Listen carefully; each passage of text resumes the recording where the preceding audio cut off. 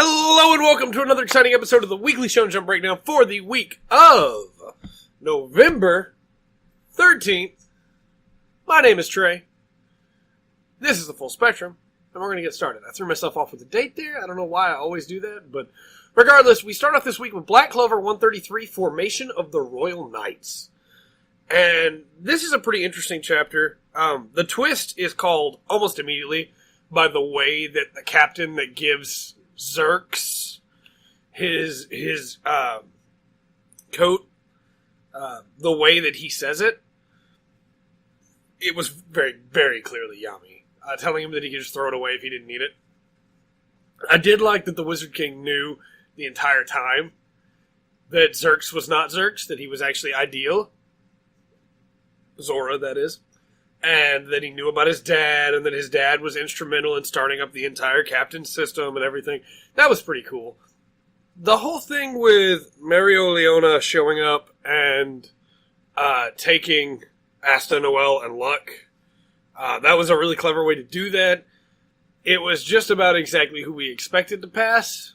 I'm a little upset, actually, that Magna didn't pass, too, because I expected him to, and Luck seems a little upset that Magna didn't pass. Or a little surprised that he did. It's unclear which of the two. And I like that they're still going to be a part of their teams as well. They're just also going to be Royal Knights. I think that's a nice touch. But everything after that to have Zora, as we're going to have to call him from now on, drop from the sky on top of Mario Leona, and her rebuff him back, like, just for the reveal that his name is Zora Ideal of the Black Bulls. It's like, I get it. I feel like that's a very Xerxes thing to do, because he doesn't care about people's rank and things like that. It just also feels like a weird thing to do to Mario Leona on your first day at a new job. I don't know. It's a very Xerxes thing to do. Zora thing to do. So that makes sense there. It felt a little out of place that everybody was just super fine with it. And Mario Leona was like, so you are mocking me. It's like, she could kill him if she wanted to right now. She's not going to, but she could. And I don't know, that stuck out to me as a weird moment of like, but she's way stronger. I don't know that he would have, okay, I guess it's fine, I guess. I also did really like that Mario Leona was thanking Yami for visiting her brother. So, you know, it was a fun chapter. It wasn't the best chapter, it wasn't the worst chapter, but it was a fun chapter. And for me, that's good enough. I enjoyed the reveals, and even though I called exactly... I honestly think if they hadn't had that scene of Yami giving him the coat, that it would have been the mantle, I guess, that it would have been so much more of a surprise. Because just saying, isn't it about time you put back on your team's mantle? Your brigade's mantle? It's like, okay, that's probably going to be the Black Bulls. Because we've been told before that there are a couple members of the Black Bulls that we haven't seen yet. But it might not be. It could be another group. And then to have him drop down after that and reveal it would be like, oh, okay, so it is the Black Bulls. But instead, because of the scene where it's clearly Yami there, it's like, oh, okay, well, he's a member of the Black Bulls, I guess. But we will move on. One Piece Chapter 885, I'm Brulee. And I'm salty. Okay, so right out of the gate, let's just tackle the biggest problem I have with this chapter. I get that Luffy needed to run away. I get that the whole point was that he needed to get his hockey back. Hacky. Listen to me. His hacky. Luffy likes to watch hacky. He needed to get his hockey back so that he could fight Katakuri in Gear 4th. But man, just to run away after everything that's happened and how long this fight has been going on, I'm glad we're away from the fight. I honestly am. I'm glad that it's been put in the background now. But that's not how I wanted that to end. I didn't even need him to beat Katakuri. I just needed him to have a stable footing against Katakuri. And it feels like Luffy was losing, and Luffy's not ready to beat Katakuri yet, so we gotta push this fight back a little bit. And that's been done in the series before, Like, Luffy ran into Bluno and Rob Lucci and was pretty badly beaten. Or, the best example, in my opinion, was Crocodile. Luffy couldn't beat Crocodile the first time he ran into him. Crocodile trashed him. And another character had to save him. But in this situation, it's Luffy's just going to run away. And then, like, he runs into Brulee, and they leave and wind up on Nuts Island. And I was like, okay, so we're going to have a short time skip of, like, 10 minutes, maybe 20 minutes tops, and they're going to go back in there, which seems to be what Luffy was planning, too. Sorry, I've got all the lights on, but it's late. That seemed to be what Luffy was planning, too. And then, for that to come out to absolutely nothing of that plan, because Big Mom is on Nuts Island, and they just happen to be on Nuts Island. And that's a really good reveal of her being there, but it was like, okay, alright, this is a lot of... We're moving really fast here after moving really slow for like 6 chapters. Then, of course, Parasparrow and Amande are there, and they both want to rescue Brulee, who Luffy is now carrying over his shoulder. And then that whole part of the chapter just kind of ends right there. And there's a really good moment where Amande tells Parasparrow to get the candy wall out of her way. But at the same time, it's just like, okay, guess we'll find out what's going on there next chapter. Because we cut to, honestly, some stuff that we didn't really need to have as much time spent on as we did this chapter. There's a cut of Nami in a new outfit, and nothing really happens there. And then a cut to all the Tart ships launching, and that's good information to have. Don't get me wrong. I'm not trying to just be a downer here. That's good information to have. And then we get a cut to Sanji, where we find out the cake's just about done again, and they're going to have to put it on the ship to be able to take it to Luffy and the others on the Sunny to stop Big Mom. And we get just an almost exact same shot of Sanji saying that it's time to go knock Big Mom out. And it's just like, okay, it just doesn't feel like this chapter really goes anywhere other than having Luffy run away from the fight. And I get why he needed to run, but it just feels weird. Like, there's been times where Luffy ran before, don't get me wrong, but it just feels weird in this situation. And he's done his goal. His goal has been achieved, which is to get Katakuri away from the rest of the crew. So in that resort, he didn't even really need to fight Katakuri in the first place. But that's what makes it feel so weird, is that if that was the whole goal, he could have immediately kidnapped Brulee and got away beforehand, and not have had 6 to 7 chapters of them fighting for it to come to basically nothing. And I'm sure they're going to fight again. I'm sure this whole encounter is going to come back, and Luffy's going to use it to destabilize Katakuri. And we learned a lot of cool stuff about the way Awakening, where Katakuri works, and the way that, Katakuri eats and everything like that. But it just feels really weird to have this buildup of all these chapters of them fighting, and Luffy slowly figuring out Katakuri's secret, and, getting some hits in on him, to just leave. I don't know. I feel like maybe if we had less chapters of the fight, and just maybe bring it down to like 4 chapters, and 2 of those chapters are dedicated to the figuring out Katakuri eating, and then Katakuri's weakness, and then have Luffy leave after that with the intention that he's going to come back now that he knows that information after he's rested. Like, that would be pretty cool, where he comes up with a strategy. But instead, we got like 7 to 8 chapters of just them fighting with no real resolution. And so it feels like a punch to the gut, honestly, to have Luffy run now. But we'll see how this goes. I don't know. I felt like the reveal of Sanji's Simpson whipped cream was pretty cool. Having the chefs feel like they're going to die from how good it is. That will clearly placate Big Mom. But what about the rest of her family? Because they're not as easygoing as she is when it comes to food. We'll see. We'll find out. Next up, we have Dr. Stone 35, The Masked Warrior. This chapter was pretty good. We'd talked before about how Kenro was pretty strong already. What would happen if he could see? Well, Suika figures out, after, of course, she is totally fine. Mantle's a filthy liar. She shows up at the village. Kahaku's nowhere to be seen.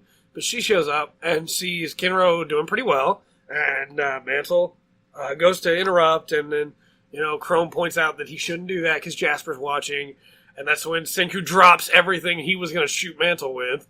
But when Mantle backs up, Suika recognizes that Kinro is squinting, and she figures it out right away. He's got the same problem she does. She's used to that squint. She knows what it feels like. So she does this really extravagant roll to throw her helmet in the air when she probably could have just tossed it to him. But it's fine. And he jumps up in the air and catches it and puts it on, and kind of looks like Afro Samurai in the way he's standing. It was a really interesting panel. I really liked it. But this immediately turns the tide of battle. It's really interesting to me that Kinro is not just amazed, he's also immediately thankful because he figures out what's going on. And he's thankful to Science and to Suika and to Senku. And as he's thanking all three of these things, he is just putting the beat down on Mantle.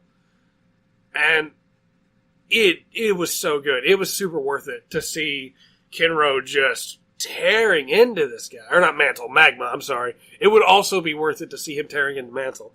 But he is just beating down Magma.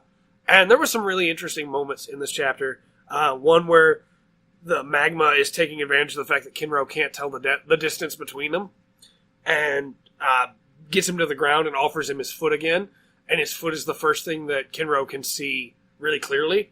I also loved everything about the way they handled the depth perception. And that everything past there was fuzzy because Kinro couldn't make it out.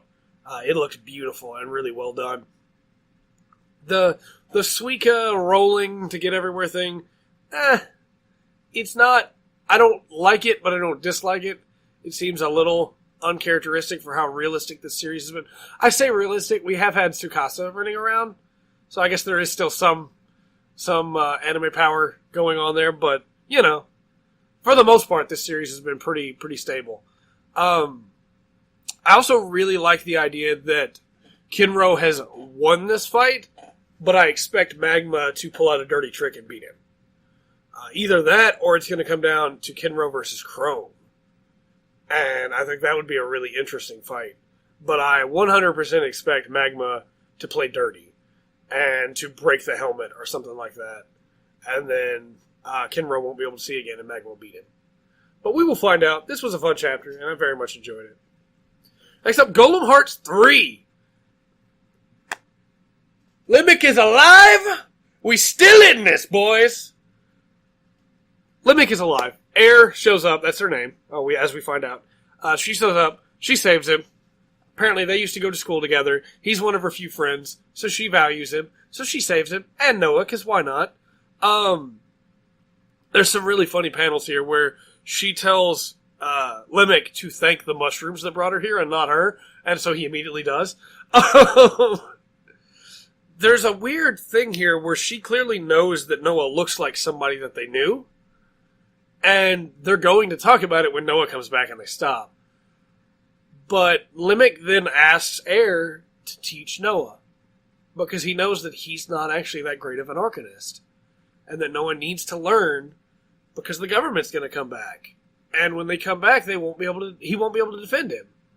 And Noah needs to be able to protect himself. And to fix himself. And Air is a much better arcanist than Limik. And when Air originally doesn't want to do it, Limik gets down on his hands and knees and puts his head to the floor, full Dogaza, and is just like, hey, you have to do this. And even thinks to himself as he's doing it that it's not fair of him to ask, because he knows she's kind-hearted, but he's going to ask anyway. And I thought that was a really good touch. You also have the moment where Limik is telling Noah that it's time, he's got to go. He's got to go with Air. And Noah starts to say that he was trying to figure out why Limik hates him so much. And Limik begins to say that's not true. And Noah cuts him off and says, but I understand now, you just want to keep me safe. And there's just this really touching moment between the two of them, with Air standing behind a tree listening, because clearly she's already agreed. And, it's time for him to go. And so I'm excited to see where Golem Hearts goes from here. Obviously, it's finished its run in its Jump Start run, so it won't be around for a little while at least, unless it gets picked back up. But very, very good start. Absolutely love Limik as a dad character. I think Noah is an interesting kid character. I feel like he'll grow into a better character than he is right now, but I already like him. And then Erin is kind of cool. She's got the stereotypical, like, I eat a whole bunch of food, and I'm a woman that talks like a man, and everybody keeps thinking I'm a man. But I like her design a lot, and I think that, the revelation that she is actually really a nice person deep down, and she's trying to cover that up. The realization that she didn't really have that many friends, and so that's why she values people so much. Like, these are some really good character traits, and I'm looking forward to seeing how they go. But we will find out, or I will find out at least, and keep you guys informed as I go through the jump starts that have passed. I'm definitely going to keep following Full Drive and Golem Hearts, and I've been following Shudan on my own. So, and then of course, we're going to say goodbye to Limik, and maybe that's the best way to leave Jump, is to say goodbye to one of the best characters of the year, in my opinion. But we'll move on to Robot Laserbeam 33, Daizon Open Preliminary Round Part 2. This is an interesting chapter. I don't know that I would say it's a good chapter. So, the whole point of this chapter is to talk about this new character, and introduce this new character, Dorian Green. We get some stuff with Suzaku, and then he has to just very, very quickly run off because he realized that he had some college work he hasn't finished yet, which sounds about right. What college student hasn't realized they had some college work they forgot to do? Some schoolwork. But it just doesn't feel like a lot happens in this chapter, really. Like, Robo takes a -8 on the first day, which is great. Shosato only gets a -4, and Yada gets a -1, because, he's Yada. But Dorian Green has him beat at a -9. And we get this cool scene of them in this restaurant, and, everybody's talking, and everybody's having a good time, and Robo compliments Rin on how mature she's gotten, which honestly feels a little weird coming from Robo. I get that he just noticed it and, mentioned it, but I've never got the idea that he is watching people to see how they've grown over the years. It just feels a little strange to have him just suddenly go, "You've matured." And of course, because she has a crush on him, she's super happy about this, and because Kazuma has a crush on her, he's super not. But this whole scene, in my opinion, is basically ruined by the fact that in the background, there is this guy in a black hoodie. And I was like, oh, that's D. Green. And turns out, of course, that's D. Green. But have him 2 tables over. Just... It was just so obvious the minute I saw it that it pulled me out of the scene the entire time. Because I was like, okay, in a minute we're going to have the D. Green reveal. And then, of course, we did. And Dorian Green doesn't speak Japanese very well because he's from South Africa and he's still learning the language. But he seems like a really nice guy. He's super confident. Even offers to pay back the money that he owes to the guy who runs the restaurant after he wins the golf tournament. But when Robo offers to pay for his tab, he bursts into tears and thanks him and introduces himself. So, he could be a pretty interesting character. We'll find out. I like him so far. But I just wish he'd been revealed in a better way, because that was super obvious. Next up is Food Wars 239, her fighting style. So Megumi made some dorayaki pancakes. I really like that the judges at first are like, oh, well, these are nice, and this is really clever, but, Momo's basket with roses. But then Histoire is like, no, these are really cool. This is a cool idea. I love this idea. And just starts diving in. And we get to see some cool flashbacks of Megumi and Shinomiya and everything with the way he trains and how she's probably his slowest learning disciple. But that doesn't mean she's the dumbest. It means that, she may be a little bit slower than the others, but she's got more drive than any of them. And how he appreciates that and continues to teach her because of it. You get to see the effect that adding the apple butter, the perfectly marinated apple butter, to her dorayaki pancakes with a thin sheen on the inside has on the judges. in the form that it's a teacher and student heavy combo. They start to say that she's still a step behind Momo, but Megumi clearly hasn't given up, and the judges realize there's still something hidden in her dish. That we'll find out next time, I'm sure. But I honestly kind of expect this to be a clean sweep for our team, because Takumi beat Daizon, and I expect Megumi to beat Momo, despite how great Momo's presentation and everything was. And then, of course, to finish it all off, Soma is most likely going to beat Saito. It would be a big upset if he didn't, though, but I expect him to beat him. But this was a fun chapter. I enjoyed it. Looking forward to seeing what happens next week with the dorayaki pancakes and what's hidden in them. There's a part of me that expect it to be crystallized apple chunks, like dipped in sugar, to offset the tartness and the sweetness combined of everything else in the dish. But, I could be wrong. We'll see. It's probably going to be something completely different. We'll find out, I suppose. I almost think that it could be like thin apple shavings, too, just to offset it. And maybe the final secret ingredient has nothing to do with apple, because she's already got the apple butter. Who knows? But we'll find out next week on Food Wars 240. Next up, we have My Hero Academia 159. It's over! And we finally get the ending of this arc, where everything has finally come to a head, and everything's taken care of. And I just want to call out my boy, Sun Eater. Because if not for Sun Eater, Deku would be dead. Deku would not exist anymore if not for my boy Sun Eater. Because Kurono goes to kill Aizawa, and Sun Eater stops him, and Aizawa is the only thing that is able to stop Eri and shut down her quirk so that she doesn't kill Deku. Chisaki's down. Chisaki is down. He's done. He's beaten. It's over. It's done. Oh my gosh, this arc has been so roller coaster of emotions. But we did it! Eri's safe. Deku's alive. Mirio probably doesn't have his quirk anymore, and maybe Eri can't fix that, but maybe she can. Everybody's learned a lot and come a long way. Night Eye is in really bad shape, and Aizawa got beat up even more. But everybody's alive. Even Rocklock is alive, and Kirishima's okay. And it made me so happy to see everybody okay, in a way that I honestly didn't expect it to.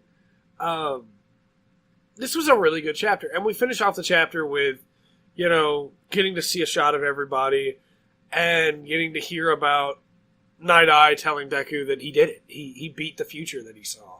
That maybe there is a way to beat the futures that he expected. And, Deku telling Night Eye that, hey, All Might is still alive right now. The two of you will meet again. It's going to be okay. Right now, he doesn't know how to face you, but you'll meet again. It's going to be okay. And Night Eye thanks him. And then we get that great stinger to this chapter, which is just Shigaraki. He thinks himself a mad genius, and for once he played a really good play here. In that they're going to hijack the trucks. That's the word. They're going to hijack the trucks that are carrying the villains from the Hasakai, with the intention to induct them into the League of Villains, I'm sure. It's like, okay, yeah, good call. That's really clever. That's a great idea. Grab them while they're weak, and while all the heroes are weak, and nobody can save them. So, Shigaraki's about to get a lot more powerful, and I doubt we've seen the last of, Rappa and some of the other Hasakai members. So that's kind of cool. But, so glad this fight's finally over.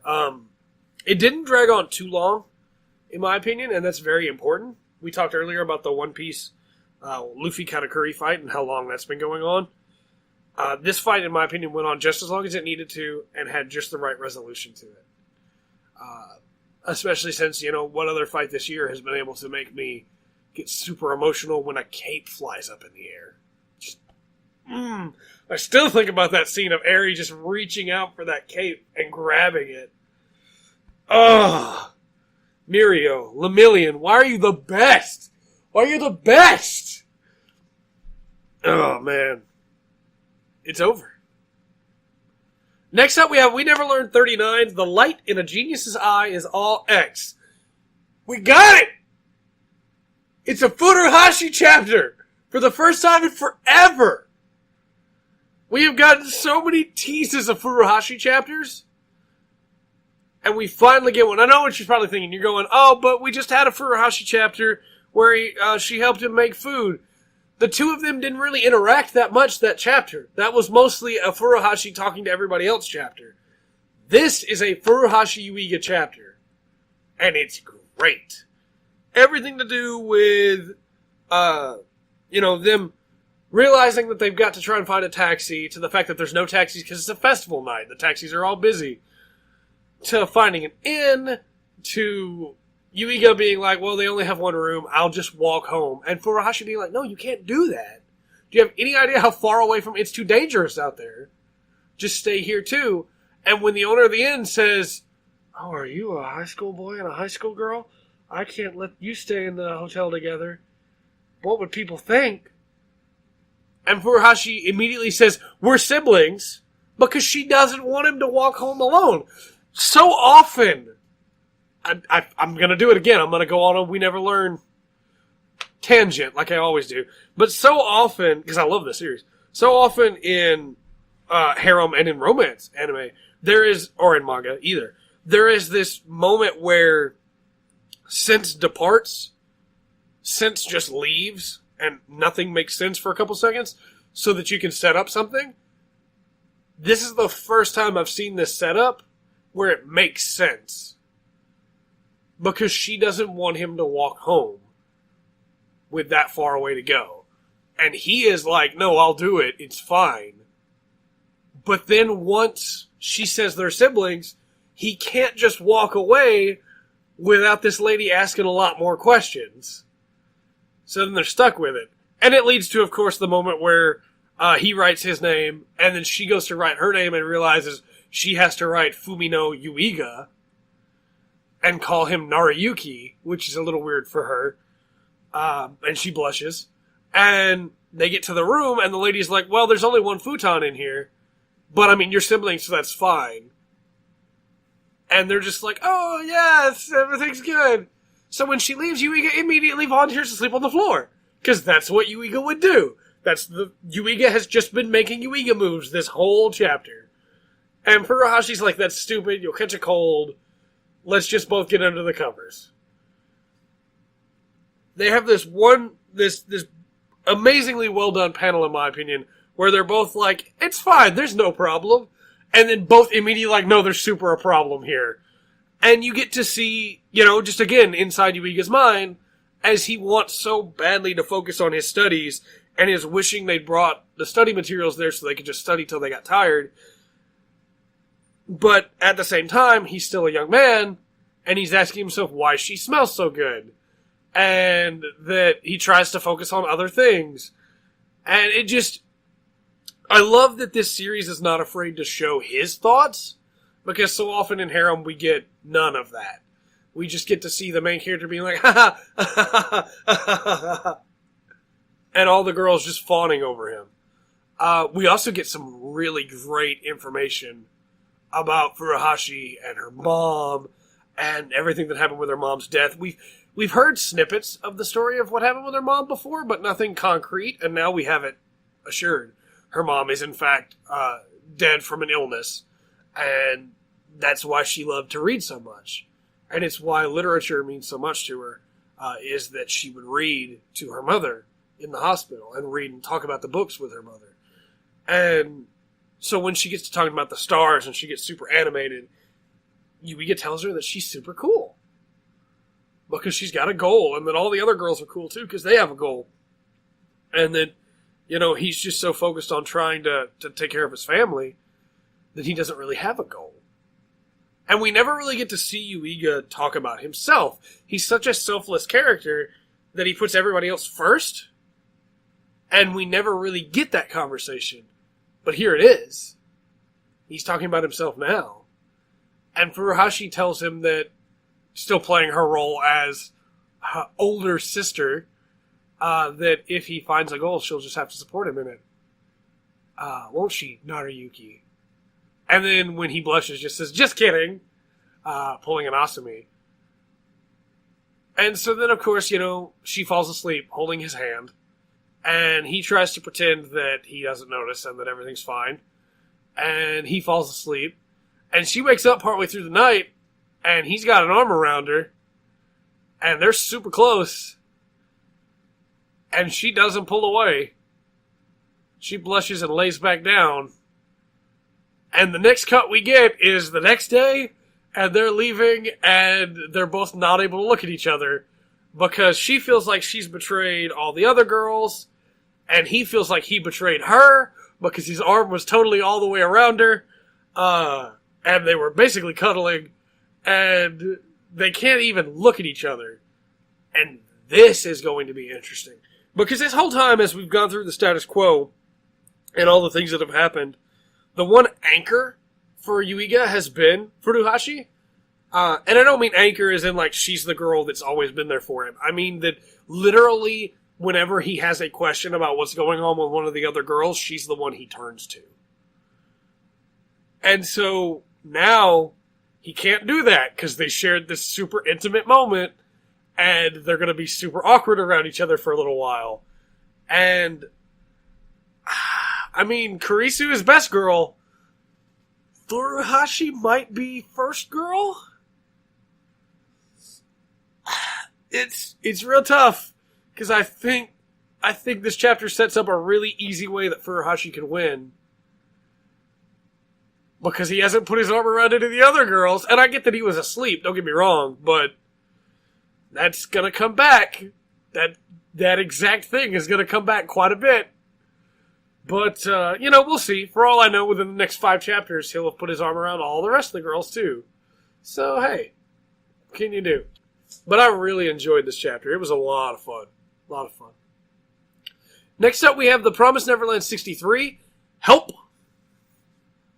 We get to see bits and pieces of the Nameless Man's past from his dreams, and why he wears that vest, and it's super tragic. The whole team of his old group went out to look for this point, to try and find Minerva and go out into the world, and they all died. And he's the only one that got away. And the vest belonged to one of the other boys. And he blames himself. And I love the fact that over the course of this chapter, as we put the differences between what happened with him and where Emma and Ray are now, where Emma is worried about the kids, not just the ones back at the shelter, but also the ones back at the farm, that she's concerned that none of them are going to be okay, that something's going to happen while they're gone, that they're not going to be there to take care of them. While Ray is over here realizing that the Nameless Man has decided to kill one of them, and that he's going to do it at Goldie Pond, and they're almost there. Ray is still thinking, calculating, and staying on point, and Emma is starting to feel the weight of her worries and her fears. But she doesn't use that to get weak, she uses that instead to get strong.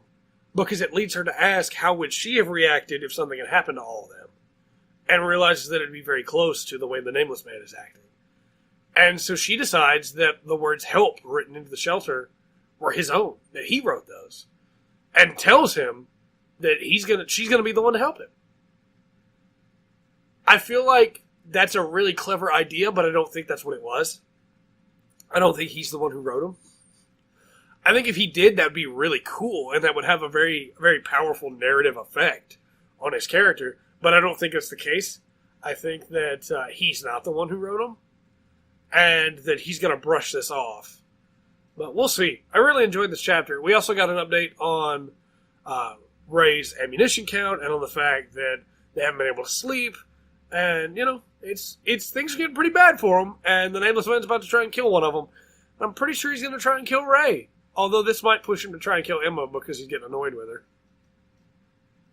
I guess we'll find out next chapter. And then finally for this week, we get One Punch Man 76, Pulling the Strings. So this is a pretty good chapter. No Saitama in it, but we got a lot of background information. We get to see some stuff with Speed of Sound Sonic, and how he's been training, and then he gets met by 2 villains out of Fist of the North Star. Tempest Wind, he could also be a JoJo character, Tempest Wind. But Hellfire Flame is definitely a Fist of the North Star villain, 100%. They work for the Monster Association, and they want to beat Flashy Flash, so they give Sonic a monster cell, so that he'll help. The cut of Tempest appearing behind Sonic, with like his eye all blurry, and you can clearly see the monster effects, that's a great shot. That is a really great shot. Sonic decides he's going to do it. He's going to eat this cell, and we'll come back to that, because that's the stinger for the chapter, and it's amazing. But meanwhile, Marshall Gorilla is being tailed by Zombie Man. And these are some really fun characters. And Marshall Gorilla runs into Armored Gorilla, our old buddy who Saitama beat so badly way back when, who's just trying to go grocery shopping. And he's wearing a hoodie, and that's a nice touch. Marshall Gorilla attacks him, and Armored Gorilla breaks the knife and punches him in the face. And Zombie Man's like, well, there's my new mark. Then we get to see Bang and his brother on top of the city. And that cut of Bang standing in front of the setting sun looks 3D. It's such a good panel. It looks 3D. It's so beautiful. And just, oh, man. As Bang is talking about his student and how, things have gotten bad there, and he just wants him to be okay and everything there, but so beautiful. And then, of course, the chapter ends with Sonic revealing that he cut the cell up and cooked it because he didn't want to eat strange raw meat. And all it does is give him diarrhea. Sonic was such a cool character when he's introduced, and he's still really powerful, but he's become the gag character so quickly, and I love it. I love that this villain whose name Speeda Sound Sonic, who is such an edgelord, is also just the comic relief guy because Saitama beat him one time. And didn't even really hurt him. I mean, he did really hurt him, but he didn't even really punch him. It just so happened that Sonic landed on Saitama's fist, which, kind of ruined some stuff for him, if you know what I mean. But yeah, I love that. I love that that's the takeaway from that. So, we will wrap things up this week with a lightning round, like always. Black Clover 133, Formation of the Royal Knights. I'll run even. I thought some of the stuff was really good, but I thought the stuff with him attacking Mereoleona just to show off, really. Like, it fits one aspect of his character and absolutely doesn't fit the other. So, One Piece, I'm Brulee. I'm actually going to give this one a thumbs down. It's the first time in a long time I've given a One Piece chapter a thumbs down, but I did not enjoy the way this chapter turned out. I don't know. We'll see. People that liked it, I'm glad you did. More power to you. Enjoy it and keep enjoying it. But this chapter was not great in my opinion. So we'll see how next chapter goes. Dr. Stone 35, Masked Warrior. It's a pretty good chapter. Despite Suiko rolling around doing stuff, I really enjoyed Kinro getting to do stuff. Still expect him to lose next week, but it was a lot of fun. Golem Hearts 3, for whose sake, Limik is alive! 2 thumbs up. Absolutely great. Nothing can dissuade that. Limik is alive. Robot Laserbeam 33, Daizon Open Preliminary Round Part 2. This was a pretty even chapter for me. I was really enjoying the chapter up until that super obvious takeaway of the guy in the black hoodie behind him. Like, if they just had him off screen, it would have been fine. It absolutely would have been fine. But having him in the booth right behind them where you can clearly see him there took me out of that scene right away. So, yeah, just dead even for me. Food Wars 239, Her Fighting Style. I'm going to give this one thumb up. The chapter didn't really go that far, but I really appreciated everything with Megumi and Shinomiya. I think their dynamic is very interesting to me, and I want to see more of that. And I'm afraid that we've kind of left that arc behind now and won't see much more of it, honestly. Maybe one more good panel this next chapter, but we'll find out. My Hero Academia 59, it's over! 2 thumbs up for this final moment of Chisaki's existence in this manga as being important to the plot. He is beaten, he is down, it is done, Eri's safe. 2 thumbs up. We Never Learn, 39, The Light of Genius Size All X, 2 thumbs up.